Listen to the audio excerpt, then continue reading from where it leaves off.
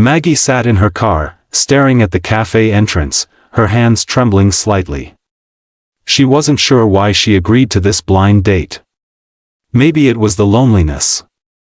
Maybe it was hope. Or maybe it was just that little voice that whispered, "What if?" She didn't know that the man waiting for her inside, dressed in worn jeans and a faded hoodie, was not who he seemed. He looked ordinary, maybe even struggling. But beneath that humble smile hid a truth that would change both their lives forever. Hey everyone, welcome back to Kindness in Action, the place where real stories remind us that kindness, empathy, and love can change everything. If this story touches your heart, don't forget to subscribe, like, and share this video with someone who believes in the power of good people.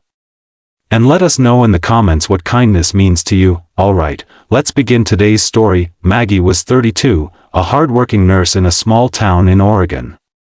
Her days were long, filled with rushing between patients, comforting families, and handling endless paperwork.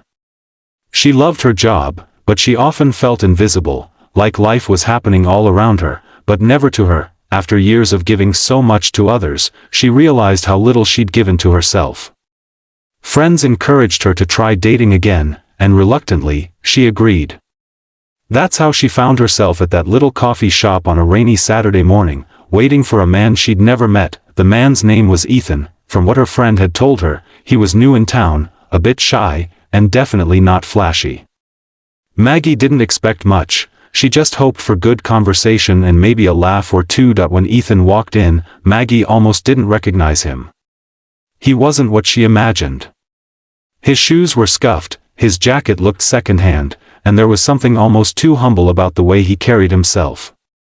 Still, his eyes were kind, warm and steady, the kind that made you feel seen. "Hi, Maggie," he said softly, offering a nervous smile. She smiled back. "Hi, Ethan." They sat down, ordered coffee, and started to talk. At first, the conversation was awkward, two strangers fumbling through small talk. But then Ethan asked about her work, and Maggie's eyes lit up. She spoke with such passion about her patients, the elderly woman who always called her Angel, the little boy who gave her a crayon drawing after his surgery. Ethan listened, really listened. He didn't interrupt or glance at his phone. He asked thoughtful questions, and every time she laughed, his smile deepened. After a while, she asked about him. He paused for a moment before answering. I used to work in business," he said slowly. "But I'm kind of taking a break right now. Trying to figure out what really matters." That sounded vague, but Maggie didn't press. She could tell he wasn't lying, just choosing his words carefully. They ended up talking for 3 hours. When they left, the rain had stopped, and the sun peeked through the clouds. Ethan walked her to her car, holding the umbrella even though it wasn't raining anymore. "Thank you for the coffee," she said. "No," he replied. "Thank you for the company." Over the next few weeks, they saw each other often. Sometimes it was dinner at a small diner, sometimes a walk by the lake. Ethan never took her to fancy places. He always insisted on splitting the bill or cooking dinner himself. He drove an old pickup truck, the kind that coughed and sputtered before it started, but Maggie found herself drawn to him. He was gentle, thoughtful, and surprisingly wise. He noticed little things, the way she crinkled her nose when thinking, the way she always ordered peppermint tea when she was tired. He also did small acts of kindness that warmed her heart.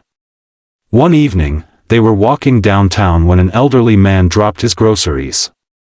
Ethan didn't hesitate. He rushed to help, kneeling to pick up the scattered apples, even chasing one that rolled into the street. The old man thanked him, and Ethan just smiled, saying, "We've all been there, sir." Maggie saw something rare in him, a quiet goodness that wasn't for show, but there were moments when she wondered about his past. Sometimes, when they talked about work or money, he'd change the subject.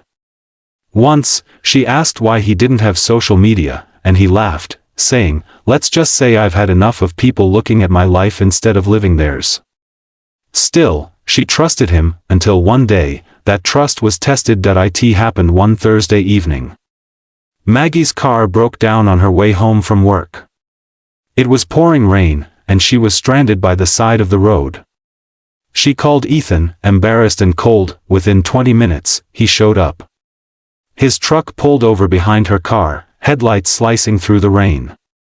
He jumped out, drenched almost immediately, and started inspecting her engine. She tried to protest, "You'll get soaked." But he just grinned. "It's only water." After half an hour of trying, he got the car running again. But what struck Maggie wasn't that he fixed it, it was how he did it. He never complained. He just smiled through it, cracking jokes to make her laugh. Later, as they sat in his truck warming up, she said quietly, "You didn't have to do that." He looked at her, water dripping from his hair. "Yes, I did. You're someone worth helping." Her heart melted. It was in that moment she realized she was falling in love. A week later, Maggie was at work when her hospital announced a charity partnership with a major company in town, Grant Industries, one of the biggest tech firms in Oregon. She wasn't paying much attention until she overheard someone say, "The CEO's coming in person to tour the hospital. He's this super private guy, Ethan Grant." Her heart stopped. Ethan, that couldn't be right, could it? When the day came, she stood in the hospital lobby, waiting with the staff. And then, through the glass doors, walked Ethan, wearing a crisp suit, confident but humble, that same gentle smile on his face. Maggie's breath caught. Their eyes met. He looked shocked at first, but then he smiled, that same warm smile she knew so well. After the event, he found her in the hallway. "I was going to tell you," he said softly. "I just wanted you to know me for me, not for my money." Maggie didn't know what to say. She was hurt, but deep down, she understood. "Why?" she whispered. "Because I've met too many people who see dollar signs instead of a person," he said. "But you saw me. You cared when I had nothing to offer." Tears welled up in her eyes. "You didn't need to hide. I liked you for who you are." He nodded, his voice thick. "I know. And that's why I couldn't risk losing you before you saw who I really was." For a while, things were awkward. Maggie needed time. She wasn't angry, just overwhelmed. Ethan respected that. He didn't try to buy her back with gifts or grand gestures. Instead, he kept doing what he always did, small acts of kindness. He donated anonymously to her hospital's children's wing. He volunteered at the local shelter on weekends. He never mentioned his wealth unless someone else did. Slowly, Maggie realized the truth. The man she fell for was the same man standing before her, rich or poor. His heart hadn't changed. One evening, a few months later, he showed up at her apartment with flowers, not expensive roses, but wild daisies. "I don't want to hide anymore," he said. "Not from you. But I also don't want to live behind a title. So, can we start over? Just you and me?" She smiled through her tears. "Yes, Ethan. We can." A year later, they got married in that same little cafe where it all began.